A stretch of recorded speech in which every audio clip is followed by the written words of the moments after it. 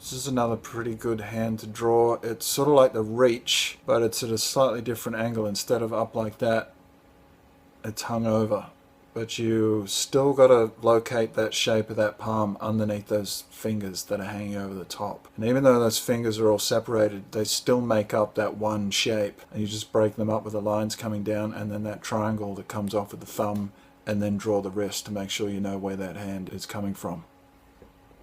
So we're going to draw the reach hand sort of towards camera. This is going to be a slightly tricky one. So looking at my hand, let's get the palm shape, which is this sort of warped square, and the span. Alright, it's kind of a weird span, but you'll see how it goes. Don't forget the wrist.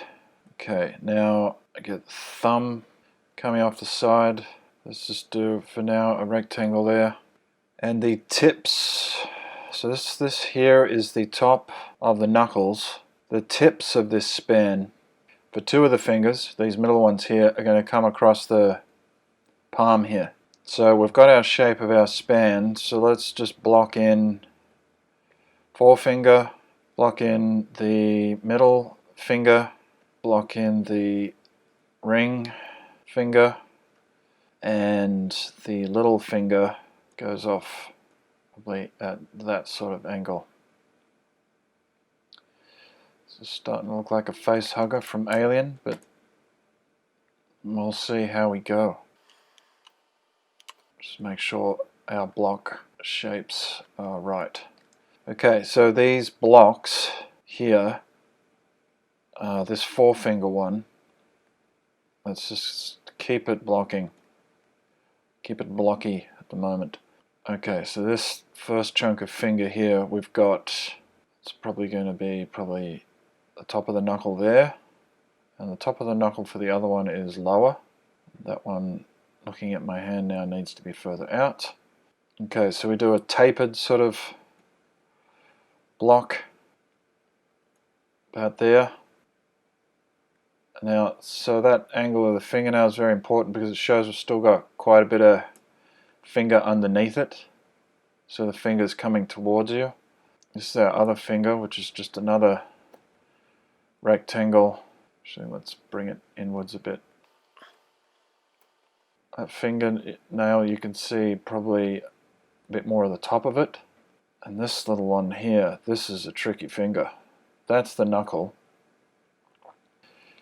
And then the foreshortened that I'm looking at right now is, here is the tip of that finger.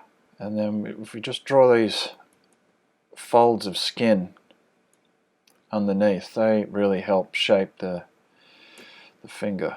Make the tip a little smaller. We can get rid of that.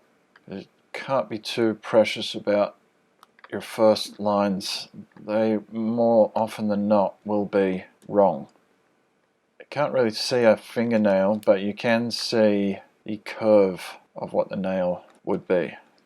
Okay, back to this top one here. This is the underside of that finger, top of the knuckle. See a tiny bit of fingernail up there. The next part of the finger is there, and it's sort of, we go back here. Let's see, this point here is for this knuckle here. Let's go back to there. A little curve on that knuckle because it's not dead flat. This finger is actually coming into that a lot more, a lot longer. So we redraw this fingernail.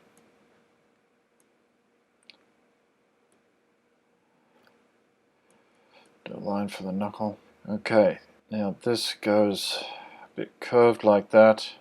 Because the hand is bending towards, it ends up bending the fat in your hand like that. That breaks up the hand there.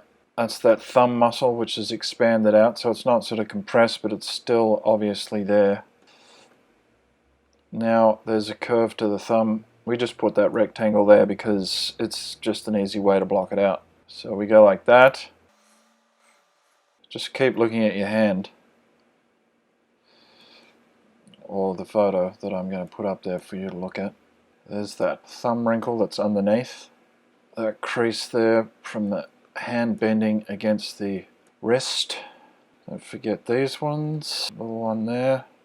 Okay, alright, let's rub out some stuff. I mean, there are a lot of different variations of this kind of hand if a character was reaching out towards the camera.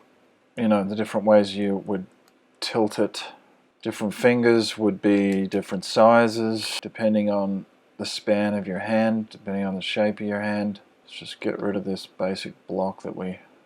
Don't worry about getting it exact. This is a really hard hand, unless you're looking at a photo of it, which I would always recommend just drawing your real hand if you can.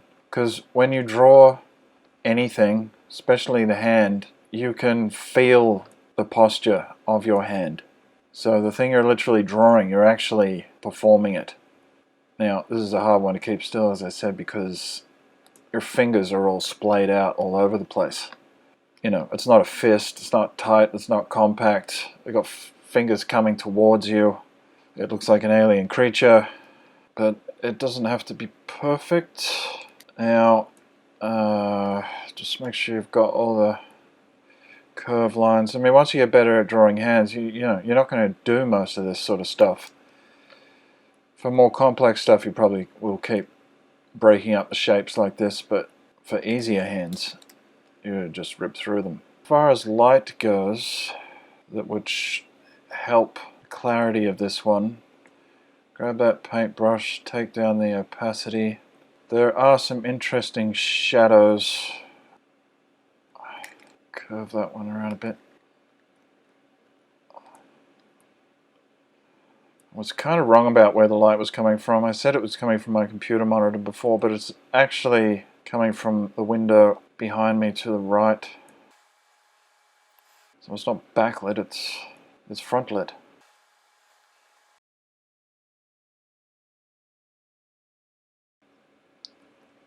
So that is a hand sort of spread reach with foreshortening.